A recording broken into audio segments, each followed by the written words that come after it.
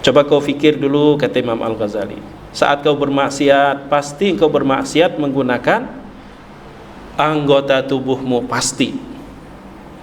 Dan kau harus tahu bahwa itu adalah nikmat yang Allah berikan kepada kamu. Coba tanamkan kesadaran dalam pikiran kita seperti itu. Lu maksiat, pasti lu menggunakan anggota tubuh yang merupakan nikmat yang Allah berikan kepada kamu, dan itu amanah dari Allah. Sehingga ketika engkau menggunakan nikmat tersebut, menggunakannya sebagai alat untuk bermaksiat kepada Allah, apa itu tidak kurang ajar? Apa itu tidak kurang ajar? Kalau bahasa Imam Al-Ghazali, ghayatul kufran, itulah puncak kekufuran.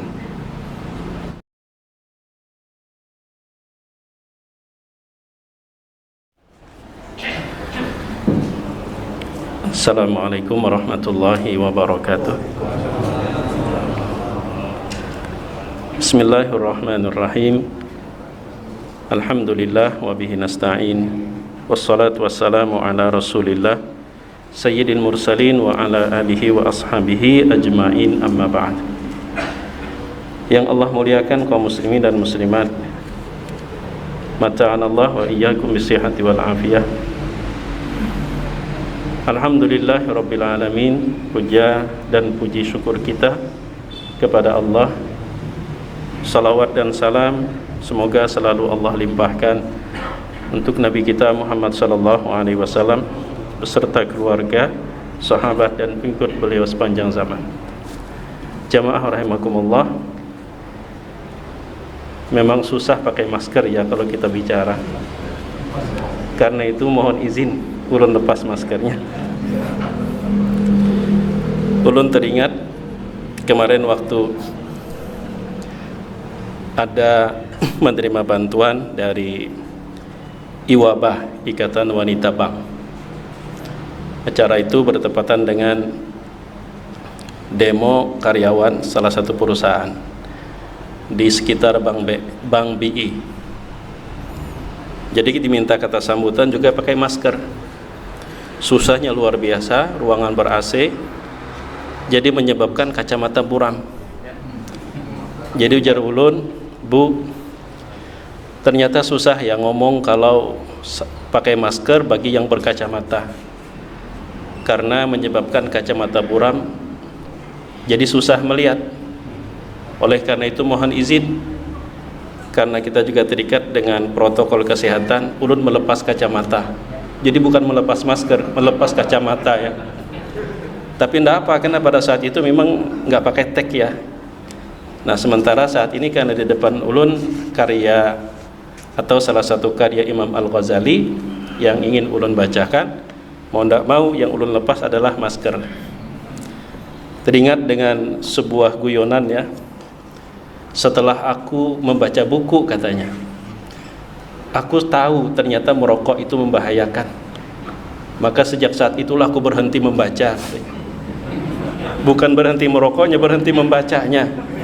Jadi teringat ya guyonan seperti itu. Nah jamaah yang dimuliakan Allah Subhanahu wa ta'ala. Atau juga ada seseorang yang dia guyonan, aku benci banget dengan orang yang ngerokok, katanya. Saking bencinya pengen ngebakar pabriknya, katanya. Tapi kalau aku bakar pabriknya, aku berurusan dengan polisi. Maka itu terpaksa aku harus bakar rokoknya, bilah demi bilah di mulutku, katanya. Ngomong aja nggak mau berhenti, cari alasan dan ngeles. Jamaah yang dimuliakan Allah Subhanahu wa ta'ala, izinkan pada kesempatan malam hari ini ulun membacakan satu tema bagaimana Imam Al-Ghazali memberikan sebuah kiat agar kita kuat melawan maksiat. Agar kita kuat melawan maksiat. Buku yang ulun angkat adalah Minhajul Abidin atau Bidayatul Hidayah. Beliau menyebutkan Al-Qismu Tsani Al-Qawlu fi Jitinabil Ma'asi. Bahagian kedua yaitu keterangan tentang bagaimana kita kuat untuk meninggalkan dan menjauhi perbuatan maksiat. I'lam anna lid-dini syatraini. Ketahuilah, kata beliau, agama itu memiliki dua sisi. Ahaduhuma tarkul manahi wal akharu fi'lu ta'at.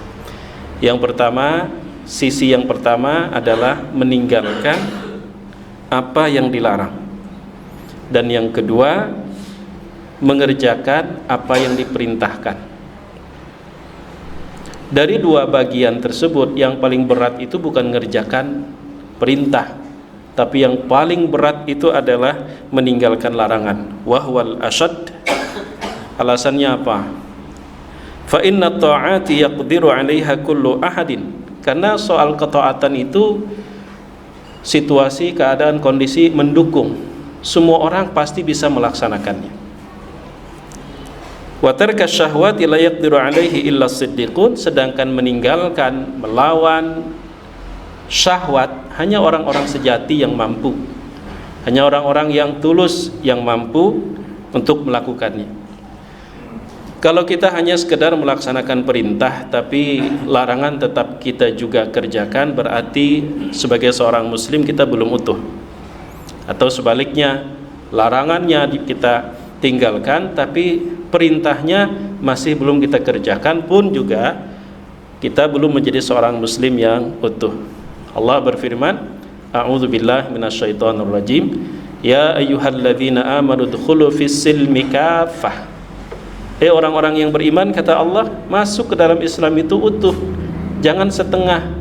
Jangan cuman perintahnya doang yang dikerjakan, tapi larangannya pun juga tetap dinikmati.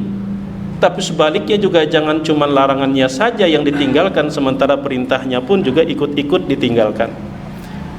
Apa yang menjadi perintah Allah laksanakan, dan apa yang menjadi larangan tinggalkan, maka sempurnalah masuk ke dalam Islam. Allah juga berfirman, wa ma atakumur rasulu fakhudhuh wa ma nahakum anhu fantahu. Apa yang dibawa oleh Nabi SAW ambil, dan apa yang dilarang tinggalkan. Jadi nggak cukup kalau cuman setengah-setengah, nggak seperti kita pesan mie ayam ya, atau pesan mie goreng pesan setengah. Agama tidak seperti itu. Kalau masuk sepenuhnya, dan itu konsekuensi. Tapi perlu diketahui, kata Imam Al-Ghazali, bahwa soal kita meninggalkan maksiat, soal kita menjauhi maksiat itu jauh lebih berat. Kenapa? Alasan pertama, kalau taat itu ukurannya kemampuan, dan Allah telah menetapkan kewajiban itu sesuai dengan kemampuan masing-masing. La yukallifullahu nafsan illa wus'aha. Orang miskin nggak diwajibkan berzakat. Orang nggak punya bekal, nggak punya istita'ah, nggak diwajibkan mengerjakan haji. Jadi perintah Allah itu selalu diukur dengan kemampuan. Makanya kata Imam Al-Ghazali, fa inna ta'ata yaqdiru 'alaiha kullu ahad. Soal bentuk ketaatan semua orang bisa. Tapi urusan maksiat hanya orang-orang sejati yang mampu untuk menjauhinya. Kenapa?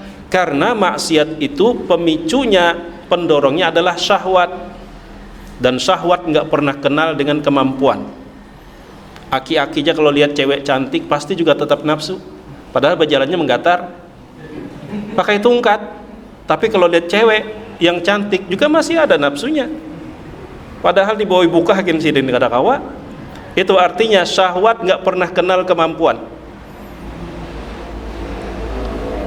Nah, oleh karena itu, falidzalika qala Rasulullah sallallahu alaihi wasallam, al-muhajir man hajara as-su'a wal mujahidu man jahada hawa. Orang yang hijrah itu bukan orang yang mengubah style pakaiannya saja. Orang yang hijrah itu, kata Rasul, orang yang berpindah dari hal yang buruk menjadi hal yang baik, yang baik menjadi lebih baik. Kalau ternyata umpama gaya pakaian kita sebelumnya secara syar'i nggak ada masalah, maka ketika hijrah tidak harus dituntut kita berubah, karena memang pakaian sebelumnya juga termasuk pakaian yang syar'i. Tapi hijrah yang sebenarnya hal-hal yang buruk harus kita tinggalkan. Wal mujahid, dan orang yang berjihad itu adalah man jahada hawa, orang yang berjuang untuk mengontrol dan mengendalikan nafsunya. urusan nafsu saja menggunakan kata jihad ya. Itu artinya jangan pernah kita sepelekan persoalan nafsu, karena nafsu sekali lagi nggak pernah melihat orang itu mampu atau tidak ya. Salah satunya tadi udah bau tanah, udah aki-aki umpama, tapi kalau urusan cewek ngomong juga paling kencang, paling kencang. Itu artinya syahwat nafsu tidak pernah mengenal kondisi kemampuan seseorang. Jamaah yang dimuliakan Allah Subhanahu wa taala. Sedangkan kenapa alasan kedua soal meninggalkan maksiat itu berat, sementara mengerjakan taat itu tidak seberat menjauhi maksiat? Karena ketaatan itu didukung oleh situasi dan kondisi. Salah satu contohnya orang yang nggak kuat puasa sunnah, kebayang kita buka puasa bersama, kuat jadinya. Atau kebayang nanti kalau ditanya puasa enggak, wah aku jadi malu teman-teman pada puasa. Kan situasi kondisi mendukung. Tapi kalau soal maksiat cenderung bersembunyi, cenderung menutup diri, cenderung jauh dari orang lain. Jadi kita harus kuat dari dalam diri kita. Memang ada orang maksiat yang kemudian dia pamer? Jarang kan, kecuali kalau memang hatinya sudah mati. Orang kalau masih beriman kepada Allah, kalaupun dia terjatuh dalam maksiat, dia berusaha untuk menutupi. Dia berusaha agar tidak diketahui. Nah karena itu, karena dia sendiri, maka tantangannya berat. Tantangannya berat. Sementara kan kalau kita taat salat berjamaah, itu kan karena banyak orang, setidaknya lingkungan, orang sekitar mendukung kita. Apalagi umpama kalau ada tetangga yang berbaik hati, dia berangkat ke masjid, umpama lewat depan rumah kita, Assalamualaikum Zulfaqar, Waalaikumsalam, mau kemana aja, mau ke masjid, mau ikut, pasti ada ngerasa gak enak. Mau ikut, serba salah ngejawab. Kenapa? Mungkin tadi tidak ada niat untuk salat berjamaah, tapi udah serba salah. Dari situlah kemudian ada muncul rasa malu. Malu aku. Hari kedua gitu lagi, semakin malu. Hari ketiga antara dua, kalau nggak sembunyi atau lebih duluan ke masjid. Jadi kalau soal taat, situasi lingkungan kita sangat mendukung. Karena itu tidak seberat kita meninggalkan maksiat yang mana pemicunya adalah syahwat.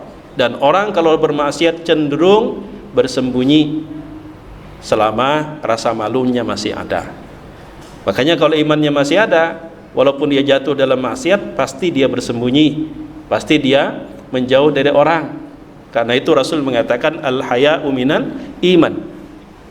Tapi kalau udah nggak malu lagi pamer dengan maksiat, pamer dengan dosa, nggak malu lagi, itu tanda, mohon maaf, imannya sudah hampir tidak ada. Karena malunya sudah tidak ada.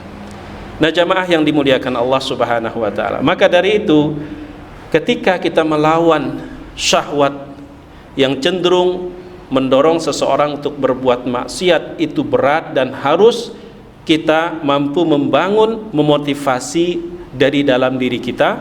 Maka dari itu Imam Al-Ghazali memberikan tips gimana caranya kita membangun sugesti, memotivasi, mendorong diri kita agar tumbuh kesadaran, yang mana kesadaran itu dari dalam diri kita, sehingga itu yang membuat kita kuat untuk melawan godaan.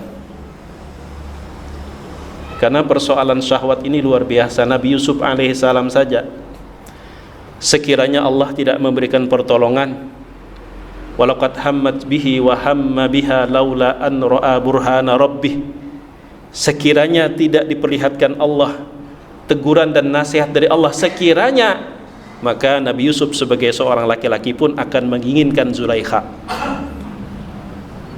Selevel Nabi, kita Nabi bukan, orang soleh juga masih diragukan barangkali, digoda oleh syahwat. Maka jangan pernah kita memperenteng, kecil, aku kan tahu itu hukumnya haram, aku kan tahu itu tidak boleh. Iya tahu, tapi kalau sudah berhadapan dengan syahwat, hanya orang-orang yang mendapatkan pertolongan Allah yang bisa mengendalikannya. Karena itu jadi Imam Al-Ghazali, kita mesti harus mampu membangun kesadaran itu dari dalam diri kita. Apakah dengan membuka diri untuk menerima nasihat, atau berburu nasihat, atau memang harus kita sendiri yang menasehati hati kita? Ya, kalau soal nasihat pun, kalau kita tidak membuka diri, maka yang memberi nasihat biasanya yang jadi korban. Makanya Rasul mengatakan hak sesama muslim ada 6, di antaranya idzastansahaka fansah lahu. Kalau dia meminta nasihat, maka engkau terhutang untuk memberikannya. Tapi meminta nasihat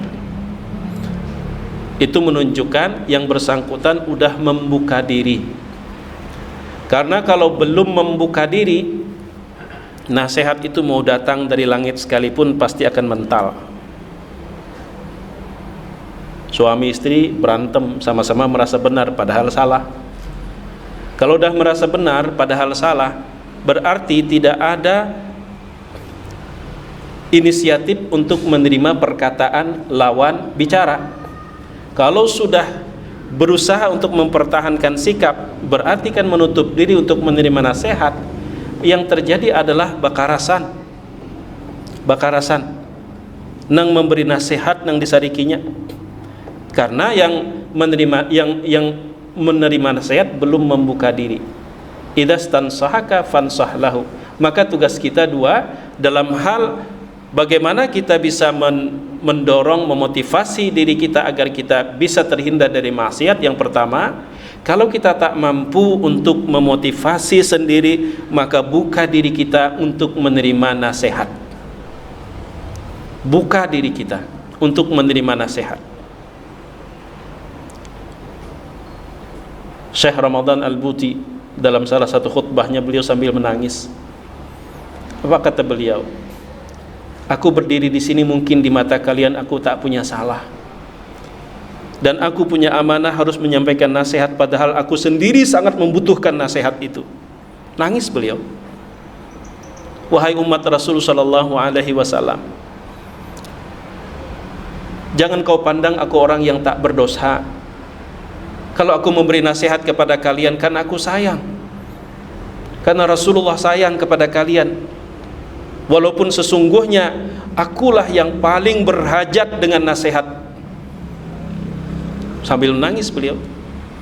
Buka diri kita untuk menerima nasihat. Insya Allah, kalau sudah kita membuka diri untuk menerima nasihat dengan cara tanggalkan keegoan, tanggalkan kesombongan, tanggalkan keangkuhan. Bahkan para salafus saleh itu kalau ngaji yang nyampaikan pendatang baru lah istilah kalau dalam dunia selebritis ya, pendatang baru. Mungkin bisa diukur pengetahuannya pun juga standar, tapi para salafus saleh sekalipun mereka jauh lebih alim, hadis yang disampaikan udah lebih dulu diketahui, maka mereka bersikap seakan-akan ini pertama kali mendengarkan hadis itu. Pertama kali mendengarkan hadis itu, padahal jauh lebih alim dari yang nyampaikan. Maka dari itu ulun yakin ya apa yang ulun sampaikan udah pian ketahui sama-sama. Karena sifat rendah hati, membuka diri itulah yang menyebabkan kalimat meskipun tidak dirangkai terdengar indah, dia akan berasa. Tapi kalau sudah kita tidak membuka diri, mati-matian Ustadz mencoba untuk merangkai kata indah agar menyentuh, maka tetap masuk telinga kanan, keluar telinga kiri. Jamaah yang dimuliakan Allah Subhanahu wa taala. Jadi yang pertama, mari kita buka diri kita. Kalau kita menolak atau menutup diri dari nasihat, itu berarti kita harus sadar masih ada kesombongan dalam diri kita. Masih ada kesombongan kalau kita tidak membuka diri. Tapi ketika kita membuka diri untuk nasihat, berarti kita membuka diri untuk kebaikan. Membuka diri untuk kebaikan. Karena nasihat itu adalah agama, ad-din an-nasihah, kebaikan. nasihat itu kebaikan. Nah, adapun Imam Al-Ghazali di sini beliau membagikan pengalaman bagaimana kita membangun dari dalam diri kita sendiri agar kita kuat untuk melawan godaan syahwat sehingga kita terhindar dari maksiat yang jauh lebih berat ketimbang kita mengerjakan ketaatan.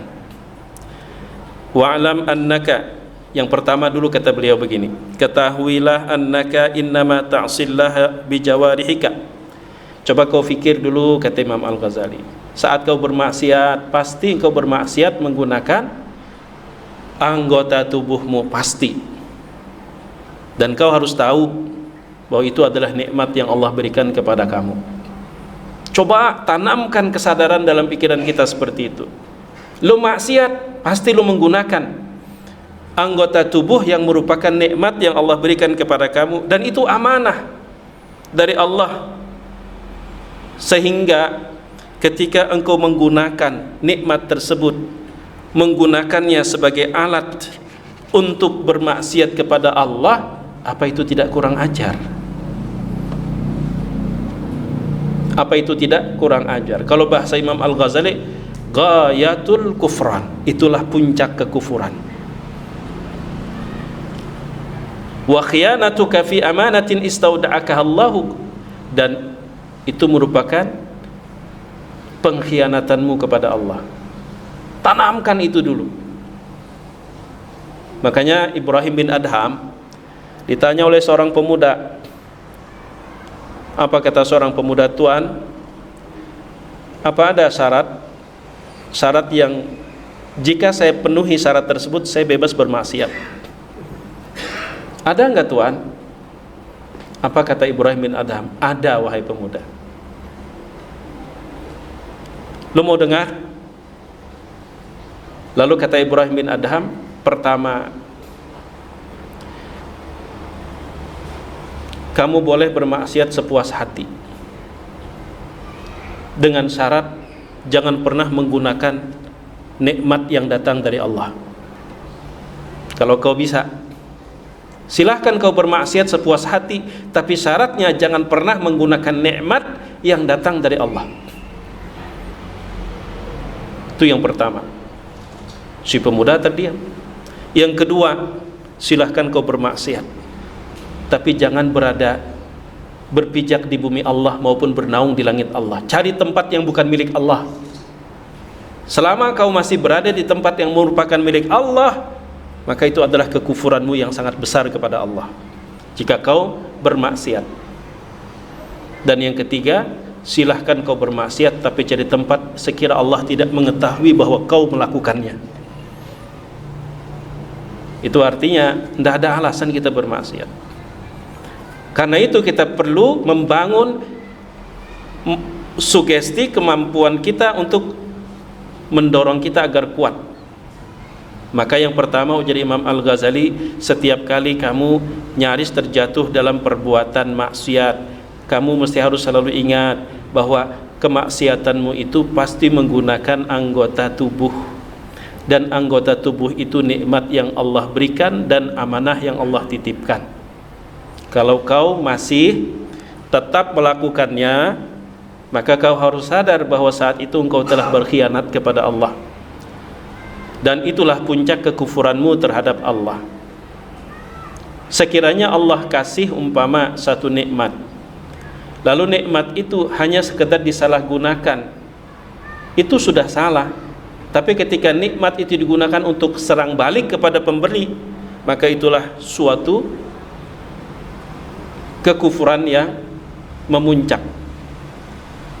Lalu ujar Imam Al-Ghazali, fa'a'dha'uka ra'ayaka, selalu tanamkan kesadaran anggota tubuhmu itu adalah rakyat yang Allah amanahkan kepada kamu. Fandur kaifa tar'aha, selalu kau merenung bagaimana selama ini engkau memimpinnya. Fakullukum ra'in wa kullukum mas'ulun an ra'iyatih, setiap kalian pemimpin dan akan dimintai pertanggungjawaban atas kepemimpinannya.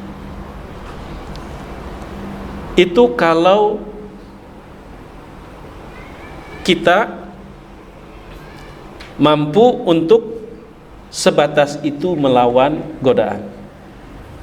Julpakar nyawa melihat nang itu nah sadar kata mata tu Allah nang memberi, nyawa menyambati orang sadar kada Allah memberi lidah bukan untuk itu, mendengarkan gibah Allah kasih telinga bukan untuk itu. Julfakar, saat engkau mendengarkan dengan telingamu mendengarkan dengan telingamu sesuatu yang Allah marah, itu bentuk kekufuranmu terhadap nikmatnya. Saat kau gunakan matamu memandang sesuatu yang Allah marah, itu bentuk kekufuranmu terhadap nikmatnya, dan itu pengkhianatanmu kepada Allah.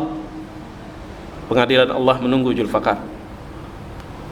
Kalau umpama belum mampu juga, rupanya nafsunya ganal benar, kalah, nasihat kita dengan diri kita sendiri kalah, maka nang kayak apa selanjutnya jadi iblis kada ada jua nang melihat. Jadi iblis mumpung kesempatan belum tentu ada yang kedua kali. Jadi iblis gampang diatur, kalah. Maka Imam Al-Ghazali memberikan tip yang kedua. Apa kata Imam Al-Ghazali? Kalau tadi adalah membangun kesadaran, sekarang sudah naik ke level ancam dirimu.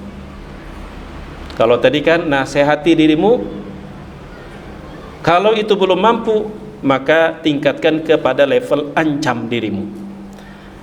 Wa'lam anna jami'a a'dha'ika satashhadu 'alaika fi 'arasatil qiyamati bilisanin tariqin dhariqin tafdahuka bihi 'ala ru'usil khalaiq. Namunnya ternyata kalah juga, godaannya luar biasa. Sanggup kita tuntutan anak bini, sanggup juga anak bini mau mengerti tuntutan orang kiri kanan. Apalagi zaman sekarang luar biasa. Ulun punya sahabat, beliau bermasalah tentang sengketa tanah. Jadi ceritanya sedikit ya ulun sampaikan, betapa ngerinya ulun dengan jabatan seorang pengacara dan seorang hakim. Mohon maaf kalau ada pengacara dan hakim, mohon maaf, tapi ngeri setelah ulun mendengar cerita. Ada salah seorang pejabat perusahaan daerah di Banjarmasin terjerat kasus. Masalahnya cuma 150 juta, tapi harus menghabiskan 6 miliar bayar pengacara. Dan ternyata pengacara dengan hakim tawar menawar. Jadi subhanallah, hampir nangis ulun. Betapa kadang-kadang orang yang berada pada tempat yang salah di waktu yang tidak tepat harus dikuras lagi dengan kasus yang diperjualbelikan. Dan kadang-kadang mestinya bisa diselesaikan secara kekeluargaan, diprovokasi. Kita pasti menang kok. Kalaupun umpama nanti keluar putusan paling 6 bulan, jangan mundur. Ternyata setelah keluar 1 tahun sekian, pura-pura enggak tahu dengan bisikan-bisikan sebelumnya. Tawar menawar. Kalau pengen yang sekian tahun, sekian duitnya. Kalau pengen yang sekian bulan, sekian duitnya. Sehingga salah seorang sahabat ulun juga dulu pernah satu angkatan, satu alma mater, tersandung kasus. Kaget ulun. Putusan 5 tahun. Separah itu kah sampai 5 tahun? Ternyata ininya yang gak ada, gak sanggup. Akhirnya menerima apa adanya, pasrah. Padahal kasusnya tidak berat. Yang berat kadang-kadang cuma 2 bulan, 3 bulan, tanpa kita ketahui perkara dijual belikan, sindikat. Sampai ulun, masya Allah jar ulun. Makanya Rasul mengatakan kaki seorang hakim itu udah sebelahnya di neraka. Kita memang mungkin kita berteorinya gampang, karena kita belum dihadapkan dengan uang sekian triliun, sekian miliar, yang barangkali saat ini mungkin kita sesumbar, oh kalau saya nggak bakalan, bah dihantak kurang duit sing banyakan. Keingatan aku sudah sekian puluh tahun umpama mengabdi, rumah masih ngontrak, mobil belum punya, kesempatan ini cuma satu kali. Padahal kesempatan hidup juga cuma satu kali untuk berbekal di akhirat. Luar biasa, sampai hendak nangis sudah. Diiming-imingi 6 bulan oleh pengacara, 4 pengacara habis 6 miliar, padahal kasusnya cuma 150 juta saja. 6 miliar habis, dijanjikan oleh pengacara gampang kita atur, itu paling 6 bulan, ternyata 1 tahun sekian bulan. Apa kata yang bersangkutan cerita, jaka tahu unda berkicau tupang biar semua anggota dewan itu masuk. Jaka tahu nangka ini ujung-ujungnya. Sampai didatangi waktu di Jakarta, didatangi oleh seorang pengusaha. Kalau sampai menyenggol si fulan, anak binika mati berataan. Ajudannya yang datang. Subhanallah. Sudah ancamannya, sudah jual beli perkaranya. Jadi pada akhirnya nang bekesah itulah Pak Ustadz kenyataannya. Kadang di depan publik berbicara tentang demi keadilan, kita bersih demi rakyat. Ternyata di balik semua itu luar biasa. Nah, jamaah yang dimuliakan Allah Subhanahu wa taala. Tapi yang menyangkut kita mesti harus bagaimana mampu untuk memotivasi diri kita. Jadi yang pertama tadi selalu nasihati. Julfakar, tanganmu itu adalah amanah dari Allah. Julfakar, matamu itu nikmat dari Allah. Telingamu itu adalah nikmat Allah, amanah yang akan Allah mintai pertanggungjawabannya kelak pada hari kiamat. Kalau kau gunakan untuk sesuatu yang mengundang murka Allah, apa kau masih punya perasaan dan pikiran waras? Allah yang ngasih, kemudian kau gunakan untuk mengundang murkanya Allah, apa itu tidak kurang ajar, Julfakar? Itu selalu kita bisikan ke dalam hati kita saat kita digoda oleh syahwat, terutama kesempatan ada, kemudian semua situasi keadaan pun juga mendukung, maka itu beratnya luar biasa. Kepikir kita, kapan lagi aku bisi mobil, kapan lagi aku punya rumah, kapan lagi anak-anakku seperti orang. Tambah lagi umpama anakku perlu bayar sekolah, istriku juga sering minta ini minta itu pasti ada.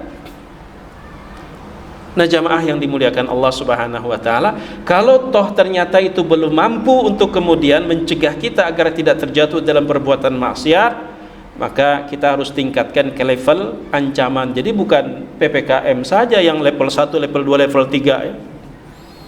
Kita mesti juga harus tingkatkan level yang kalau tadi kita membujuk hati kita, membujuk kesadaran kita, sekarang kita ancam. Apa kata Imam Al-Ghazali, ketahuilah bahwa seluruh anggota tubuhmu itu nanti akan bersaksi memberatkan kamu pada hari kiamat. Semuanya akan berbicara dengan lidah yang fasih. Semuanya akan mempermalukan kamu di hadapan seluruh makhluk, karena Allah berfirman, yauma tashhadu alaihim alsinatuhum wa aydihim wa arjuluhum bima kanu ya'malun. Pada hari di mana bersaksi untuk memberatkan mereka, lidah mereka, tangan mereka, kaki mereka, tentang apa yang dulu di dunia mereka lakukan. Kalau semasa hidup lidah bisa berbohong.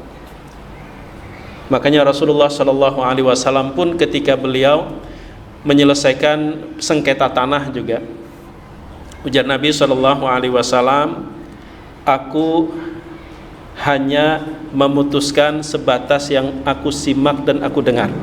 Ya, ada dua orang nih. Jangan sikung ulun na ampunnya, no sikung ulun na ampunnya. Akhirnya apa? Ujar Nabi, saya hanya akan memutuskan sebatas apa yang saya dengar dari keterangan kalian berdua, dari argumen kalian berdua. Tapi kalian mesti tahu, barangkali bisa jadi ada yang pandai membangun logika, pandai berbicara, padahal dia yang salah. Sementara yang satunya dia tidak mampu untuk berargumentasi, padahal dia yang benar. Bisa jadi seperti itu, ujar Nabi. Maka barang siapa yang aku menangkan kasusnya, ujar Nabi, padahal dia bukan berhak, tapi karena dia pandai berbicara, maka jangan bangga. Yang kukasih ke dia adalah potongan api neraka, kata Rasulullah SAW. Jangan bangga karena kita kasus menang di dunia lantaran kita punya pengacara dan kita punya duit untuk membayar. Jangan bangga, jangan bangga. Rasul gitu, sederhana beliau ngancam, aku hanya memutuskan sebatas yang kusimak dari keterangan kalian berdua. Bisa jadi ada yang salah tapi dia pandai bicara, maka terkesan dia yang benar.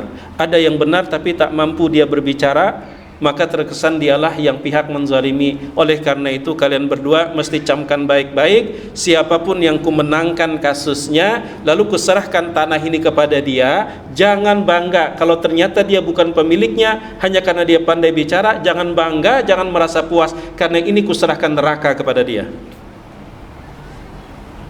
Akhirnya kada jadi menggugat. Udah ya Rasulullah, ulun kada duanya kada wani. Apalagi kita Masya Allah kadang-kadang soal batas patok perbatasan Nabi, barang siapa yang menzalimi saudaranya sejengkal dari tanah, awas, akan dikalungkan sedalam 7 lapis bumi kelak pada hari kiamat.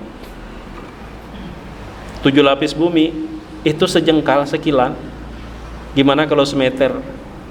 Gimana kalau 10-20? Mun rasa tak percaya pian nukar rantai nang 50 kilo gantung di sini. Kayak apa rasanya? Bayangkan berapa banyak tanah orang yang kuzalimi, yang kukakat. Apa tidak takut? Kita lanjut ujar Imam Al-Ghazali. Allah berfirman, pada hari di mana bersaksi memberatkan mereka, lidah-lidah mereka, tangan-tangan mereka, kaki-kaki mereka tentang apa yang dulu mereka lakukan di dunia. Allah juga berfirman, al-yawma nakhtimu ala afwahihim, hari ini kami tutup, kami kunci mulut-mulut mereka. Terus yang ngomong siapa? Wa tukallimuna aydihim, tangan yang bicara kepada kami. Wa tashhadu arjuluhum, kaki yang kemudian bersaksi bima kanu yaksibun, tentang apa yang mereka usahakan di dunia. Fahfadh ya miskin, karena itu pelihara nikmat Allah itu baik-baik, karena semua akan bersaksi. Jadi soal kita akan kuat untuk melawan godaan syahwat, itu harus kita bangun dari dalam diri kita. Karena kalau dari dalam diri kita tidak kita bangun, apakah kita membuka diri untuk menerima nasihat atau kita sendiri yang menasehati diri kita? Kalau itu tidak kita lakukan, nasihat dari langit pun akan mental. Nasihat dari langit pun akan mental. Mun kada diri kita yang harus menasehati diri kita. Jadi yang pertama tadi nasihati Julfakar. Pada saat mata melihat sesuatu yang Allah tidak suka, Julfakar sadang sudah. Baingat tu mata tu Allah nang membari nyawa.